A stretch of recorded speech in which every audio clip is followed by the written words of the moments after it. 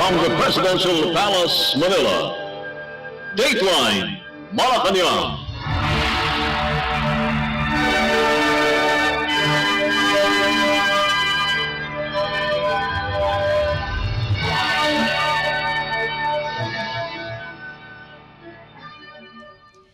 Good day, this is Dateline Malacañang, and here are the news. On the top story, Philippine President Ferdinand R. Marcos Jr. on Wednesday honored the recipients of the 2024 Presidential Awards for Filipino individuals and organizations overseas in Malacañang Palace.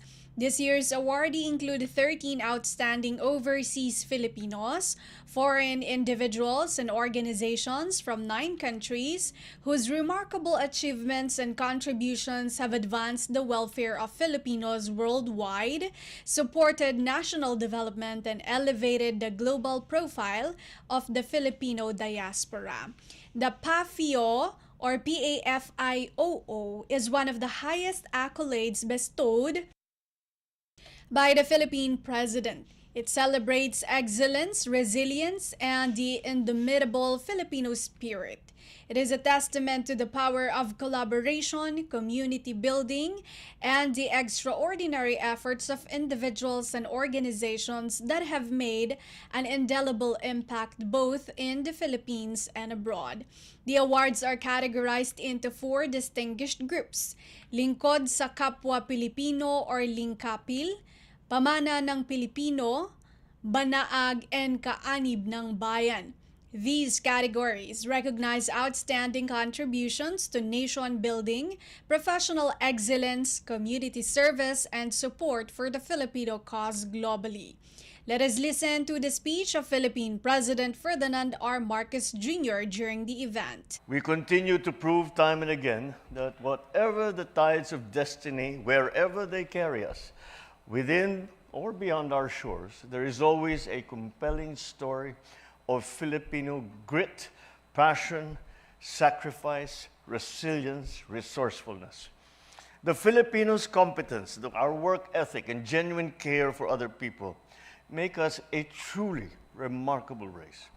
Whenever I meet world leaders, they always speak highly of Filipinos.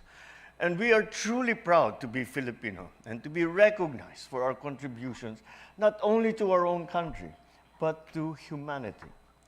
I'm always delighted to hear inspiring stories from our kababayans and foreigners alike who are bridging cultures and fostering valuable relationships that benefit not just Filipinos, but also the members of their host countries. Today, we recognize the 13 honorees of the 2024 Presidential Awards for Filipino individuals and organizations overseas. Our awardees represent the very best of our people and bring immense pride to our country.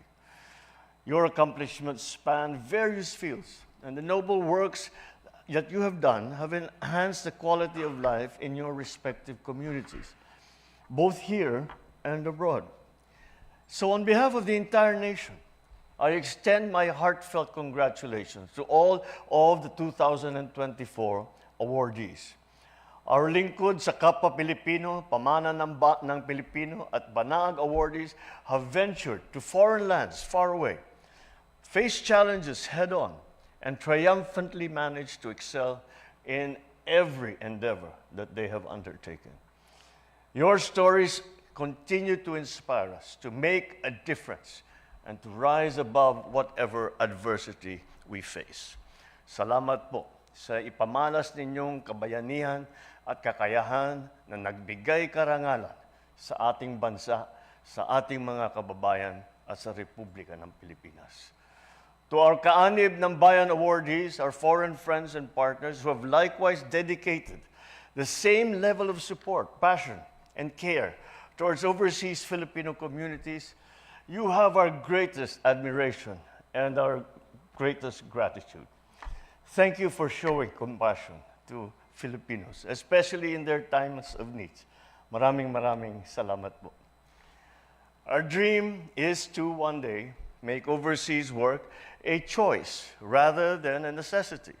We continue to implement reforms in governance and economic development to provide our people with opportunities here at home.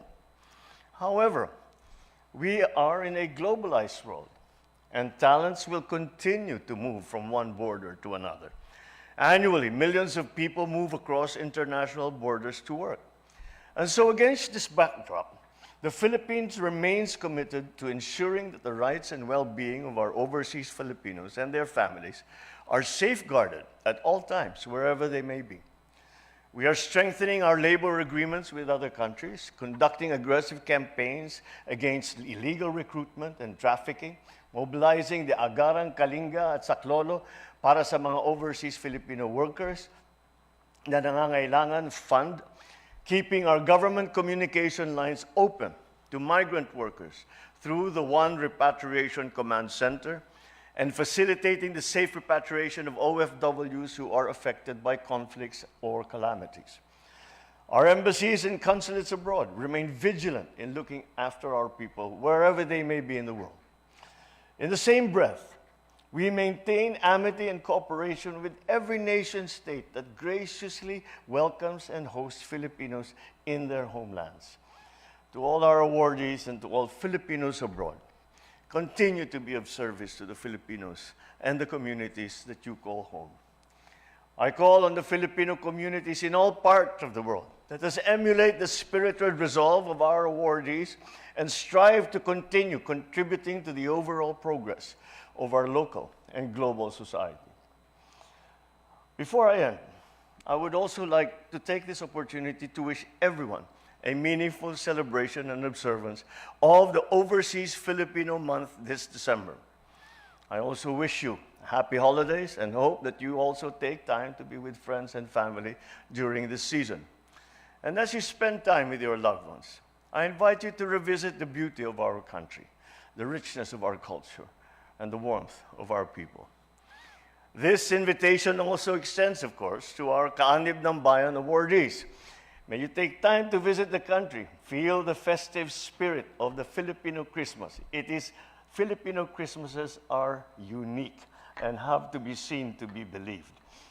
Patuloy natin ipakita at ipagmalaki ang angking galing, talento at pagsisikap ng mga Pilipino sa buong mundo. Once again, my congratulations to all the awardees. Your awards are all well-deserved, and we are grateful to you for the service that you have given our people. Philippine President Ferdinand R. Marcos Jr. Dateline Malacañang. Philippine President Ferdinand R. Marcos Jr. assured families affected by the eruption of Mount Canlaon that the government has enough resources to provide them support. In a media interview, the president said the Department of Budget and Management, or DBM, have already coordinated with him and assured that the agency have enough funds for any government interventions following the calamity. The chief executive added that Department of Environment and Natural Resources, or DENR, and Department of Science and Technology, or DOST, is continuously monitoring air quality to determine if there is a need to broaden evacuation efforts. President Marcos said the DENR and DOST is particularly focusing on the dangers of toxic gases emitting from the volcano. Currently, according to the president, food packs and relief goods are being sent to evacuation centers. President Marcos Jr. said Department of Social Welfare and Development, or DSWD, Secretary Rex Gatchalian is already in Negros Island. First of all, I got the report from Secretary Rex Gatchalian, who is landed already in Negros early this morning. With DBM has already assured me that they are ready. So yes, we are ready to support the families who have been evacuated outside the 6-kilometer danger zone. So talagang pumutok na eh. And so now DNR, DOST are continuing to monitor air quality to see if we need to do more in terms of evacuating kung maging dangerous ng levels ng toxic gases na lumalabas dun sa vulkan. So yes, We're ready. We know what to do, and we have we have already started to send food packs, and we already started to send all of the things that we bring to those who are in evacuation centers. So Philippine President Ferdinand R. Marcos Jr. Dateline Malacañang. In related news, the Philippine Sugar Regulatory Administration, or SRA, said that aid will be provided to sugarcane farmers affected by the eruption of Mount Canlaon on Monday afternoon. In an interview, SRA Administrator Luis Pablo Azcona said they would use the agency's savings from Christmas parties registered after heeding the directives of Executive Secretary Lucas Bersamin and Philippine President Ferdinand R. Marcos Jr. to try and save on the Christmas celebrations and assist in calamity. Azcona said they could use portions of the SRA's Corporate Social Responsibility, or CSR fund, worth 2 million pesos. The SRA is set to distribute drinking water, rice, other small food items, and hygiene kits to affected farmers and their families. The SRA, meanwhile, assured close monitoring of the effects of the volcano's eruption and its resulting ashfall on sugarcane farms, as well as recovery efforts and assistance to affected farmers. Azcona said, La Carlota in Central Negros, the biggest area for sugarcane, was hit by ashfall. He said La Carlota is one of the biggest single mills in the province and has the biggest number of sugar farmer associations in the country. He explained that the acidity of ash from a volcanic eruption is deemed harmful to sugarcane production if the ash stays on leaves. He said the ash would burn the leaves and hasten the maturity of the sugar cane, which in turn would result in the inversion of sugar into vinegar. The SRA has yet to release its assessment of the estimated damage. For now, Azcona said farmers could still use the earlier distributed irrigation pumps to wash the affected sugar cane if their water supply is not contaminated. Dateline Malacañang. The Philippines will not send a Navy warship to the West Philippine Sea, or WPS, Philippine President Ferdinand R. Marcos Jr. said, noting that the country is not at war and does not escalate tensions in the hotly contested waters. In a media interview in Candaba, Pampanga Province, President Marcos Jr. said the government would continue protecting fishermen and its territorial rights over the WPS despite the continuing Chinese aggression in the region. Last week, a Chinese vessel reportedly struck BRP Datu Tamblot, a Bureau of Fisheries and Aquatic Resources, or BFAR vessel, with a high-intensity laser in the WPS.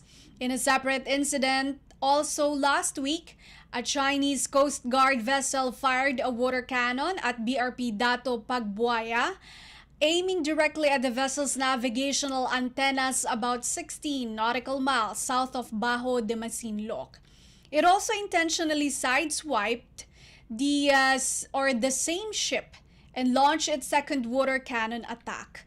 Philippine Coast Guard, or PCG vessels, including the BRP Teresa Magbanwa, also faced blocking, shadowing, and dangerous maneuvers from a People's Liberation Army Navy vessel.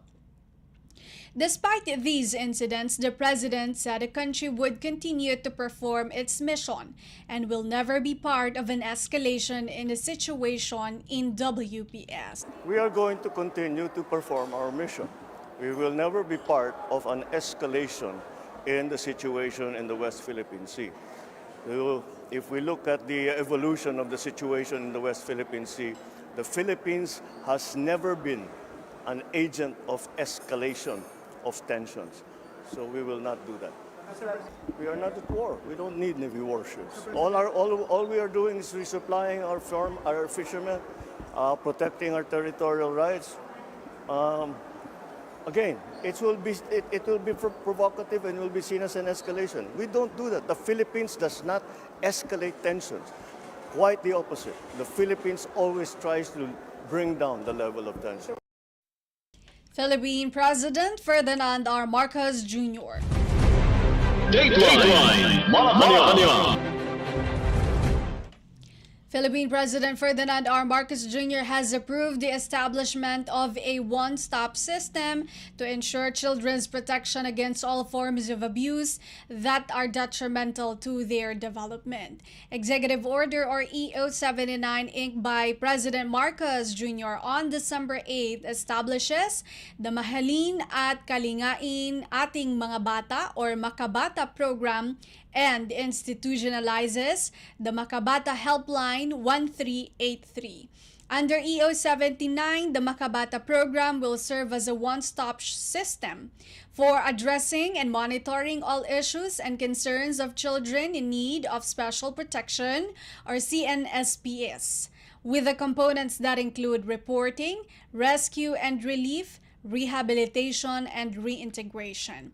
The EO defines CNSPs as persons below 18 years old or those 18 years old and over but are unable to fully take care of themselves because of physical or mental disability or conditions and are vulnerable to or are victims of abuse, neglect, exploitation, cruelty, discrimination, violence, and other similar cases such as child labor, online sexual abuse and exploitation of children or OSAEC, child sexual abuse or exploitation of materials or CSAM, child trafficking, and other circumstances that gravely threaten or endanger a child's survival and normal development.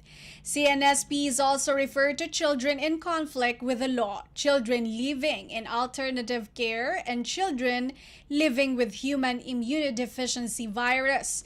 The Philippine Department of Social Welfare and Development or DSWD will lead the implementation of the Makabata program, while the Council for the Welfare of Children or CWC will serve as the overall coordinating and monitoring body for the implementation of the Makabata program. All concerned government agencies are directed to designate Makabata coordinators, focal persons, and child protection officers as may be necessary, subject to existing laws, rules, and regulations. EO 79 orders the institutionalization of the existing Makabata Helpline 1383, a dedicated hotline number for the program operating round the clock. The helpline, which will serve as a central reporting system for all CNSP issues and concerns, will continue to be under the CWC's management and operation. EO 79 instructs the CWC to respond to all inquiries regarding CNSP issues and concerns, refers matters, issues, and concerns involving CNSPs to concerned government agencies, and implements a monitoring, evaluation, and feedback mechanism to ensure the provision of time and appropriate interventions to CNSPs. The CWC is also tasked to coordinate with the Presidential Communications Office to promote and raise public awareness on Makabata Helpline 1383, as well as study and recommend ways to streamline services of existing helplines for CNSPs. The DSWD and CWC are directed to issue the necessary guidelines for the effective implementation of EO 79, which takes effect immediately upon publication in the Official Gazette or a newspaper of general circulation. The funding requirements for the initial implementation of EO 79 will be charged against current and available appropriations of the DSWD, CWC, and the implementing agencies. Dateline Malacañang. Philippine President Ferdinand R. Marcos Jr. has directed the Department of Budget and Management or DBM and the Department of Education or DepEd to provide public school teachers a higher service recognition incentive or SRI this year. According to a news release by the Philippine Presidential Communications Office or PCO, the government aims to increase the SRI of over 1 million DepEd personnel from the current 18,000 pesos to 20,000 pesos. The SRI is a yearly financial incentive granted to government employees to recognize their commitment and dedication to quality and responsive public service. Education Secretary Sani Angara thanked the President, saying it is a morale booster for the educators. The DBM and DepEd are finalizing the necessary funding mechanisms for the increased SRI for public school teachers.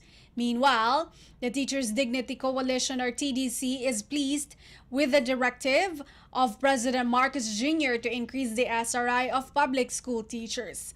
In relation to this, the TDC hopes that besides the directive, salary increase for teachers and education workers should also be considered.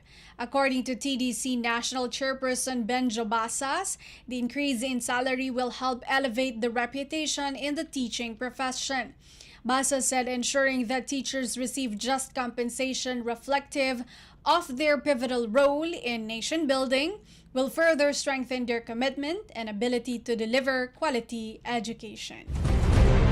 Dateline Malacañang. Malacañang on Tuesday released a copy of Republic to RA 12076 or the Ligtas Pinoy Centers Act, which was signed by Philippine President Ferdinand R. Marcos Jr. on Friday. The President said the signing of the new law reflects the government's steadfast commitment to providing relief to families affected by calamities. RA 12076 aims to establish a nationwide network of permanent, storm-resilient evacuation centers designed to withstand typhoon winds of up to 300 kilometers per hour and seismic activity of up to magnitude 8.0.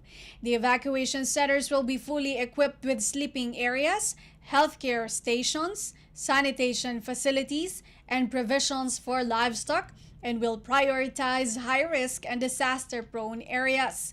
In his speech during the signing of the law, the chief executive said investing in these climate-resilient facilities must be the normal, not only in protecting people's lives but also capacitating local government units or LGUs to respond, to reduce, and to manage the risks of disasters.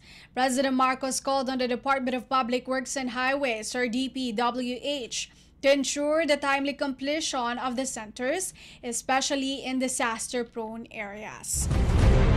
Dateline Malacañang.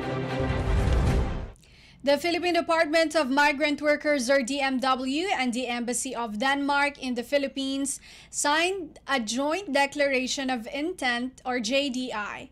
This is to improve education and training of Filipino nursing professionals and healthcare assistants interested in working in Denmark. Under the agreement, a joint committee between the countries will be established, tasked to create a Memorandum of Understanding, or MOU, in 1 year. According to DMW Secretary Hans Leo Kakdak, the JDI guarantees the welfare and social protection of Filipino healthcare workers in Denmark. This is through the provision of resources, legal remedies, and social benefits to promote their rights as well as their welfare. Dateline Malacañang. The Philippines has marked the 42nd anniversary of the United Nations Convention on the Law of the Sea's adoption by reaffirming its commitment to the treaty. In a statement, the Philippine Department of Foreign Affairs, or DFA, said the UNCLOS is universal and indeed a constitution of the oceans that serves as a comprehensive legal framework for law and order in the seas, within which all activities in the oceans must be carried out. The Philippines, it said, would play an active role in deepening collaboration with countries and organizations that is anchored on common interest in ocean protection, conservation, management, and governance. The DFA said Manila's commitment to the UNCLOS had been manifested in concrete actions over the decades. From being one of the first to sign and ratify it, it said the country had aligned its domestic legal framework with the convention through the enactment of the Philippine Baseline Act and more recently the Philippine Maritime Zones Act and the Philippine Archipelagic Sea Lanes Act. While continuing to uphold its rights at sea, the Philippines also engaged coastal states through discussions on the delimitation or delimitation of the exclusive economic zone, the continental shelf, and the extended continental shelf. Manila had also adhered the UNCLOS dispute resolution mechanisms through the 2016 South China Sea arbitration, which rule that claims exceeding geographic and substantive limits of maritime entitlements are without legal effect. The DFA then repeated its call on parties to comply with the ruling while recognizing the growing acknowledgement of it as an unassailable part of the corpus of international law. Dateline Malacañang.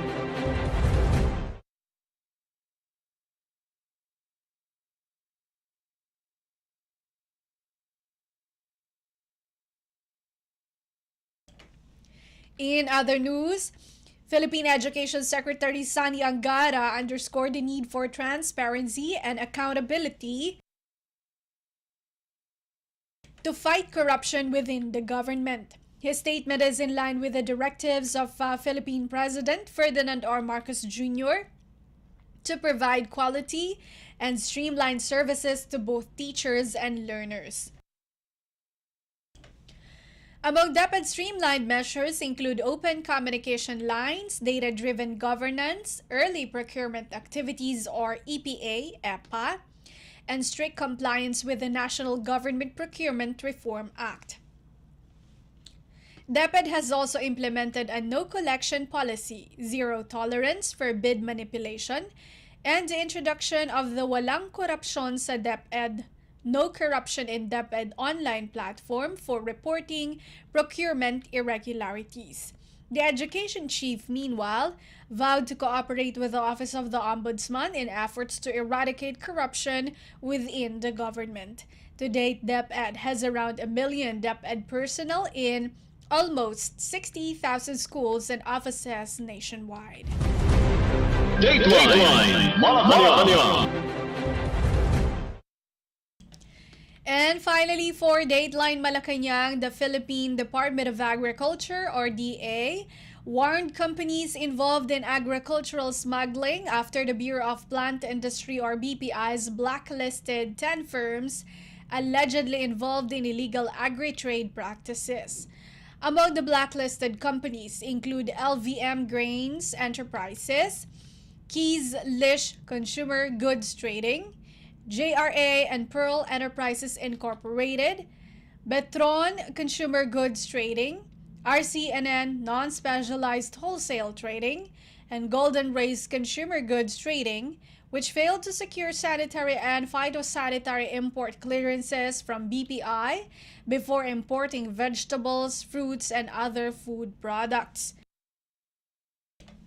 DA Secretary Francisco Chu Laurel Jr. said this move is part of DA's intensified crackdown against smuggling following the enactment of the Anti-Agricultural Smuggling Act. Unlicensed importers include Keys Lish, RCNN, Chastity Consumer Goods Trading, and Golden Race.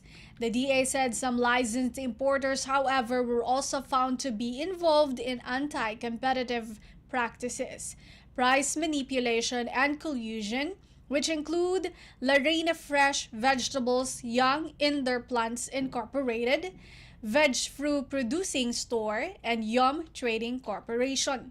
Earlier, Special Assistant to the DA Assistant Secretary for Inspectorate and Enforcement, Felicissimo Madayag, said the government has seized more than 2 billion pesos worth of smuggled agri and fishery products in the country thus far. Dateline Malacañang. And that is all for today's Dateline Malacañang. For Radyo Pilipinas World Service, this has been Bea Gaza-de Guzman. From the Presidential Palace, Manila, Dateline Malacañang.